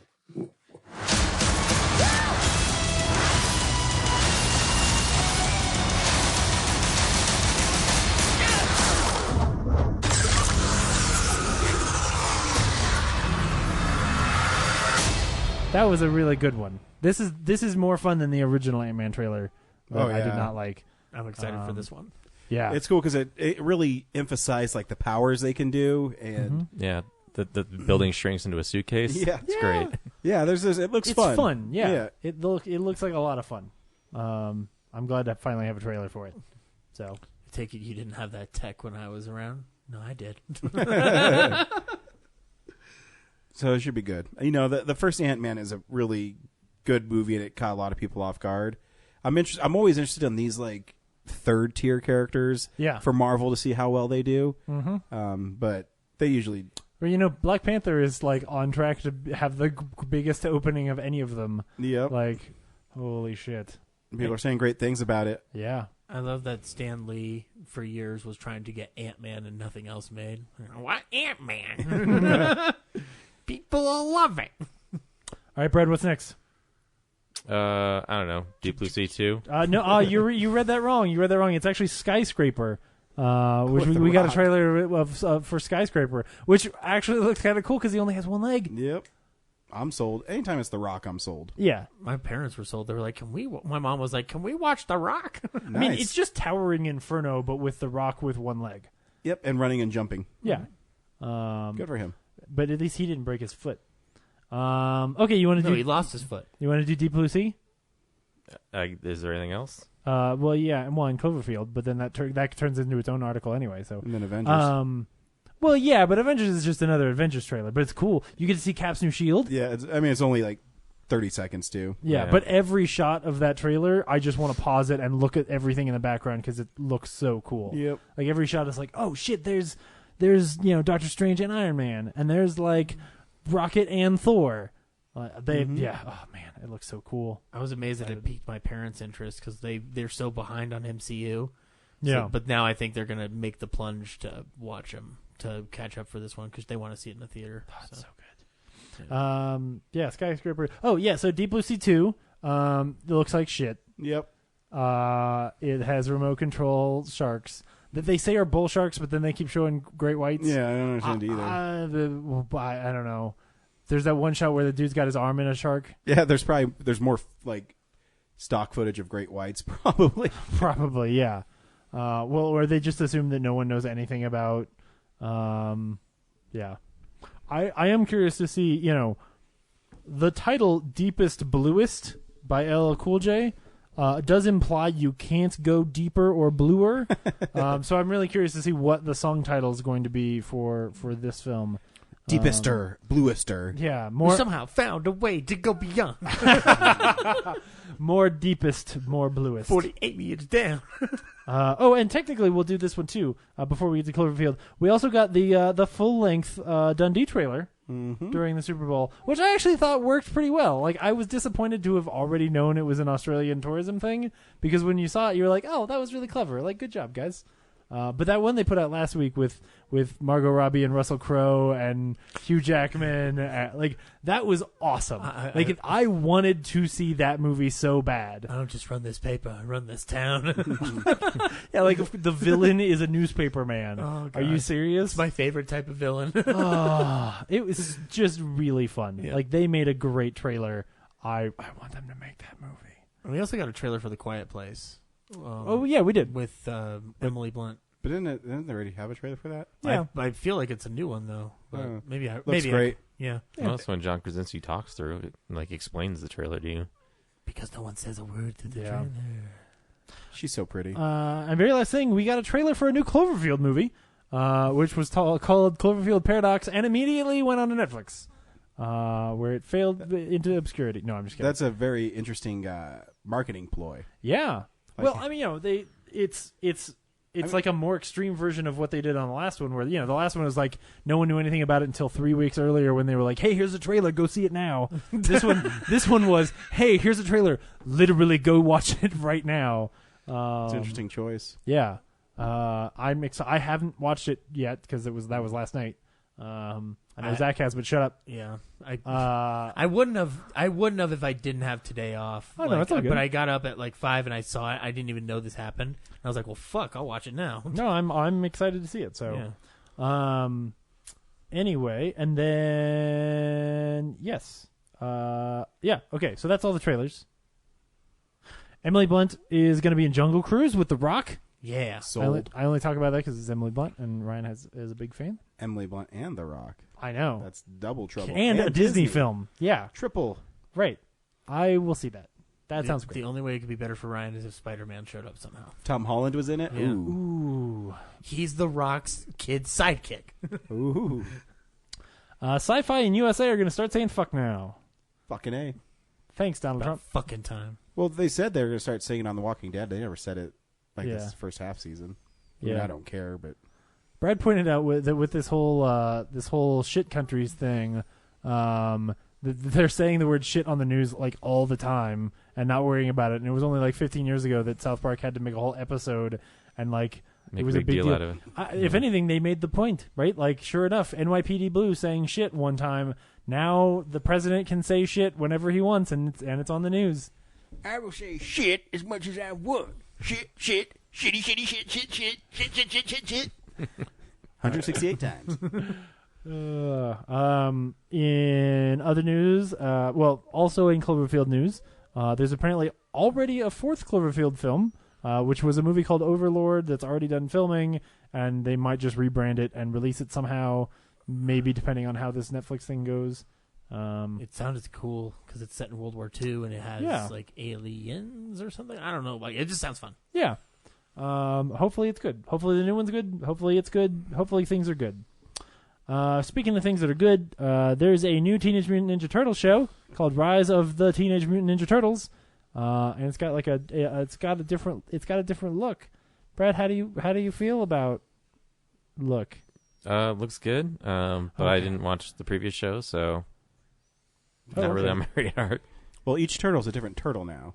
So like Raph is a snapping turtle. Oh, cool. Mikey is whatever other turtle. They're all have like different species. They're kind of embracing the individual touches that the Michael Bay. Yeah. Is one of them a Yertle turtle? Maybe. Mm-hmm. April O'Neil is now an African American. Yeah. Right on. The Passion of the Christ is getting a sequel, which is ironic because I think he died at the end. I'm pretty sure Family Guy already did this joke. You crazy, Jesus? You crazy? That's what my ex-wife said. Jim Caviezel has confirmed that he's growing his beard back out because he's got nothing else to do. Tom Hanks is going to play Mr. Rogers. Nice. Which is pretty perfect. Yep. Walt Disney did Mr. Rogers. Yeah. Sounds about right. Yeah. Did they say in They're that both article when lovable. it's supposed to come out? I don't know when they're done with it. Because they got a documentary come out in June called Not by June. Won't You Be My Neighbor? So maybe that'll get people to go watch the Tom Hanks one. Yeah. I think Tom Hanks will make people go see the Tom Hanks one. No, I mean, I think they're pretty early. Oops, no, everything's going to start playing. Make it all stop. Dear Lord. Okay. I killed it with fire. And the very last thing, the words aren't working. Sam Raimi is going to direct a film based on the King Killer Chronicles, which is an adaptation, I believe, written by Lin-Manuel Miranda. Yep. I don't know. I'll watch it. I have no idea what it's about, but I'm like, oh, Sam Raimi's going to make a movie for the first time in... I don't either. 7 years. Yeah. What was the last one he did? Oz. Oh, yeah. Yeah. I mean, he did some TV episodes, but yeah. I mean, he got paid $50 million not to make Spider-Man 4, so I would make whatever I want. Doing okay. He should just make an Evil Dead movie. He should just not make more Spider-Man movies. Like, I want that to be my job. Every 4 years, I don't make a Spider-Man movie, and I make $50 million. Yeah. Anyway, I think that's news, unless I missed anything. John Mahoney died. Oh, yeah. Right. The dad from Frasier. And the general in Iron Giant. Yes. Yeah, and he was also one of the elderly CEOs in he was the male chief in Hudsucker Proxy, which is a Sam Raimi script. Directed by the Coens. Yep. And I think his last movie was actually the Rob Reiner movie Flipped, which I haven't seen, but yeah, he's 77. Life well lived. Yeah, good for him. Yeah, well done. And the only other thing I can think of is like the Uma thing, but that's just depressing. If you want to talk about it, so like if you don't know, like Uma Thurman came out and told her own Harvey story, but then she also revealed that she had footage of a car crash on the set of Kill Bill 2, and apparently safety was violated to the extremest degree. But she's tried to clarify, because Quentin doesn't make statements right away, I guess, is like she's tried to clarify that she does not blame him or whatever, or is not like she's not angry with him, but regardless, it sucks to read that even happened. Yeah. You know? So it's one of many things that is happening. Hollywood sucks right now at this point. It's all burning with fire. All the parts I like are good. Yeah. Oh yeah, I mean, Speaking of good parts of Hollywood, this week on Real Nerds Podcast, we saw a movie starring Jessica Chastain, Molly's Game. Mm-hmm. James, should people go see Molly's Game? I didn't see it. Fuck you. Zach, should people go see Molly's Game? Yeah, it's really good. Good for Sorkin right out the gate with the directorial debut. It was really fun. It doesn't feel as long as it actually is. Like it's close to a 2.5 hour film, and it flies pretty fast. So, and Idris Elba and Chastain are great in the film. You know, like she's great. Like I missed watching her. I haven't seen her in a couple movies lately, so I'm gonna probably backtrack and watch the stuff I've missed because I loved her in Zero Dark 30. So, anyway, yeah, go see it. Brad? I liked it. There's a lot of like information that flies by at you, and I couldn't process it fast enough, so that part I didn't like as much. But once you get to the end of the information, you just got like, okay, I'm gonna go with, so I'm not really sure how things worked, but it's an interesting watch. Nothing that I'm like I probably wouldn't watch it again, but it was entertaining while I was there. Yeah, it's an Aaron Sorkin script, so it flies by because he's a really great dialogue writer, and he's an adequate director. I mean, I think there's some things I didn't like, but whatever. Like, I'm not a big fan of like pull-in shots when nothing's really happening, and they did that a couple times. Like when Idris Elba was talking, it's like suddenly on his mouth only. I'm like, why? Yeah, so I get he's just trying to find a style, but I'm not a big fan of that. I'm a good writer. Pay attention to the words. But yeah, Chastain's great. I really loved Kevin Costner at the end of this movie. His little scene with her at the end. Mm-hmm. Kevin Costner's so great, and he's really good when has like little minor roles too, because you realize how powerful of an actor he is. Mm-hmm. Yeah. So yeah, I think you should see it. I think the movie's really good. Here's a trailer for Molly's Game.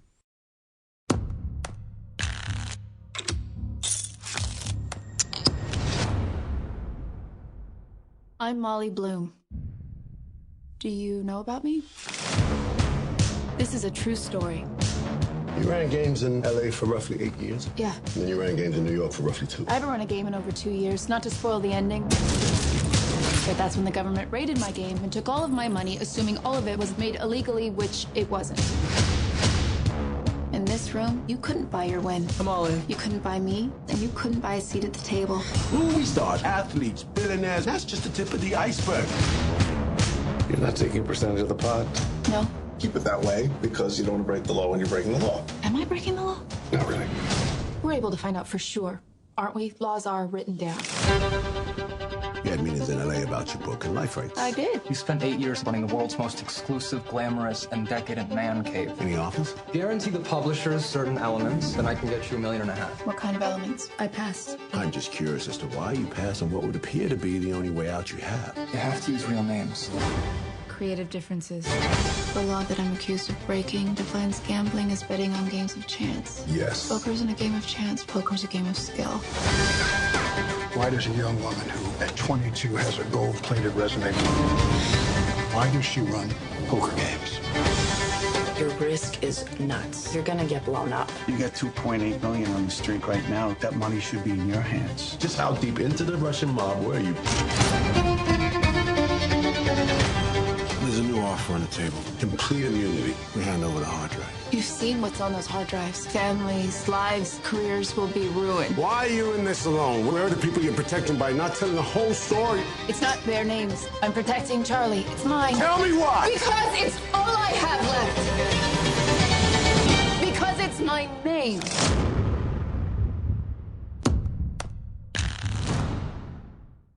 Molly Bloom was a U.S. skiing, like really Olympic skier, really high ranked. A freak accident derailed her career, and she was trying to figure Fucking out tree limb. Yeah, she was trying to figure out what to do, and she got mixed up in the Hollywood like poker game.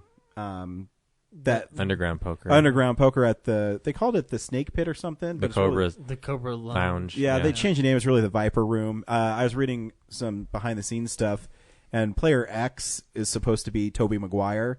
What? Who they're saying is like who he is in real life was Tobey Maguire. Oh, gross. So they never really named him, but people also involved are like Ben Affleck and a couple other like big. Who was her boss that got her into that? They never really said, but it's like another like hotshot Hollywood guy who. Well, yeah. Yeah. So part of it, the names were changed. So even in the movie, like Player X, they never name him, but she's like, "Oh, I know who you are," and it's played by Michael Cera, who's pretty good in it too. And I like to destroy lives. Yeah, it's just like such a great delivery by him, man. And so yeah, it's really fascinating. You know, I get what you're saying too. They're talking about some parts in the poker. You're like, what? Like I can't even keep up. Like I know how Hold'em works, but still, it's just like, you know, if the ace runs the river and then and the clock strikes 3, then this will happen. Like, okay, stop. It's not the same, but he lost. I get it. Okay, Yeah. It's not the same, but it reminds me of The Big Short when they're saying all the different technical terms. Where I'm just kinda like, I'll let it go. They'll explain it in an analogy later. Yeah, you know, and I think if you watch the movie enough, you'll probably catch up on it. Mhm. You know, and that's why what I really love The Big Short is when, you know, they cut away and it's Margot Robbie in a bathtub. She's like, just when you hear, you know, it's bad, just remember it's shit. Mm-hmm. But yeah, and they do the same thing here to a degree. I mean, like it's irrelevant what she's saying and how it makes an impact because you see the impact, so you can kind of like the dots connect for you at the end of the day. Yeah, and it's really cool how she kind of outsmarts everybody. Mhm. She's this cocktail waitress, and she gets a side gig of this poker game that's run by her boss. And her boss says, if you guys want to come back next week, you guys are going to tip Molly. Then Molly figures out she can make like $3,000 a night by doing this poker thing. Mhm. So then she starts kind of overtaking it and making more money, bringing more people in, having her Playboy playmate friends help her. And then she kind of gets too big for it, and the one guy kind of tells her, what does he say? What gets her in trouble, and she ends up funding her own game. Oh, it's something pretty great. But anyways, so she has a falling out with her boss, and instead of, she changes the date and changes the location of the next game, and she kind of overtakes it. Mm-hmm. And then some stuff happens within Player X's involvement, and then they have to move to New York, or she decides to move to New York and do it. Bad Brad. And that's when they start kind of doing even more of the pocketing thing, which gets her into trouble. And she does drugs, which kids don't do drugs. Listen to Jessica Chastain and don't do them. And then that scene. She's brutally assaulted by the mob. That's fucking intense and just ugh. And it just goes to show too, she started getting in way over her head. And what I did like about the script too is it kind of doesn't give you everything. It kind of leaves you in the dark with, you know, who is this person? Why are they doing this to her? And it'll leave it a little vague as to, is she playing Idris Elba? Exactly. Because she has that. And he even calls her out on it. He says, "Don't show up into court looking like a Cinemax, actress or whatever he says, something along the lines of that." And I like how it felt like the most optimistic Sorkin script I've seen in a while, especially for referring to the film stuff, because Social Network's pretty fucking bleak. Steve Jobs has hope in it, but it's also shadowed by the fact that we know Steve Jobs doesn't live much longer after that, So this one kind of feels like she doesn't like get away with everything. Like she's sentenced lightly at the end of the day, but it just feels like it's a little bit. It's uplifting somehow. Like it's not. I don't know how to explain it, but anyway. I have a question for you, Kevin Costner at the end. Is that like because he finds her, like he lucks into finding her at an ice rink in the middle of New York? Well, he said that he called her mom, and her mom said she was there. Right, but they play the scene a little bit like he's in her head. Yeah, like he's a manifestation. And then he doesn't say anything in court. Like he's just there, like he's just still with her in her head. So I wasn't sure. Oh, I get what you're saying. Yeah, maybe I don't know.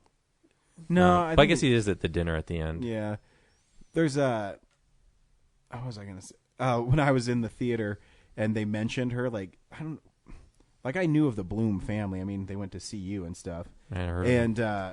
And they mentioned at the beginning. She said, my name's Molly Bloom. I grew up in Littleton, Colorado. And this guy next to me is like, "Woo, Colorado!" I'm like, all right.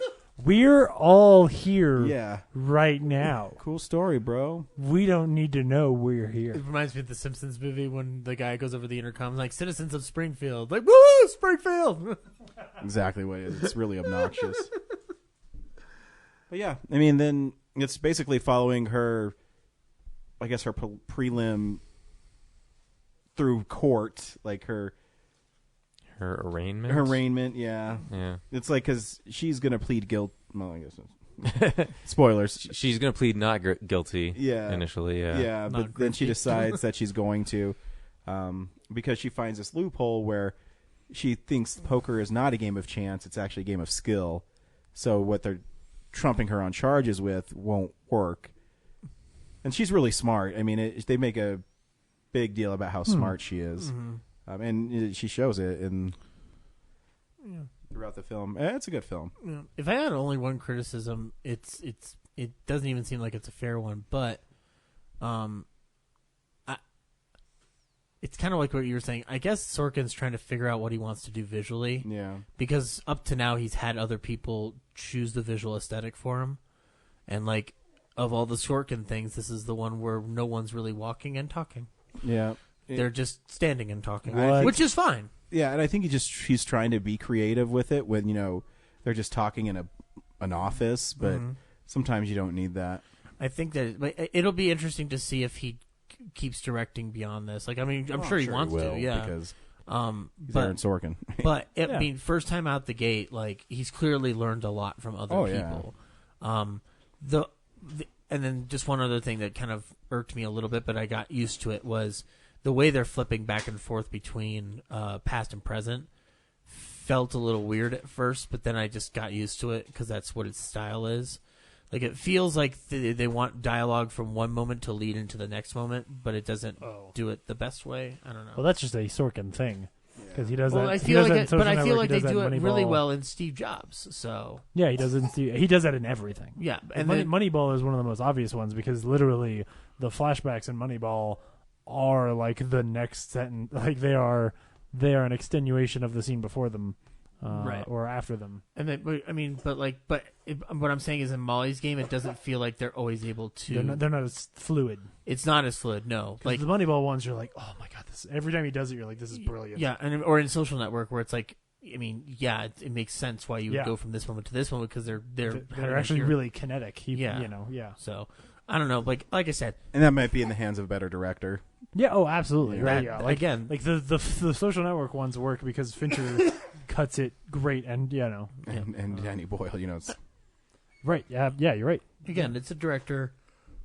First time out the gate, like I can't wait to see what else he does.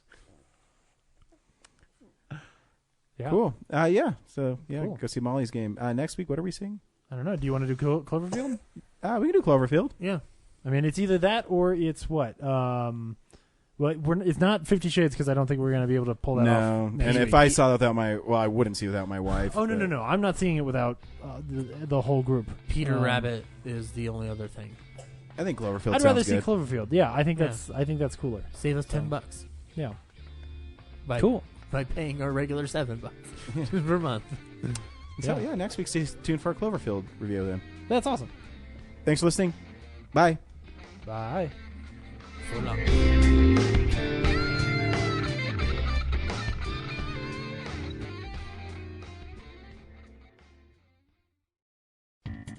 Thank you for listening to this episode of Real Nerds Podcast. Real Nerds Podcast is a production of Nebulous Visions Multimedia.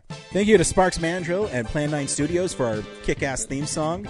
Also, if you're in the Denver area and you're looking for a cool place to see movies, we see them at the Alamo Draft House in Littleton and now also in Sloan's Lake. Thank you to Colorado Coins, Cards, and Comics for supplying us with all our comic needs, especially you, Andrew. You know who you are. And a big shout out to James's mom. I'm giving you an electronic hug that you can feel through the airwaves. Thanks for listening, and have a nice day.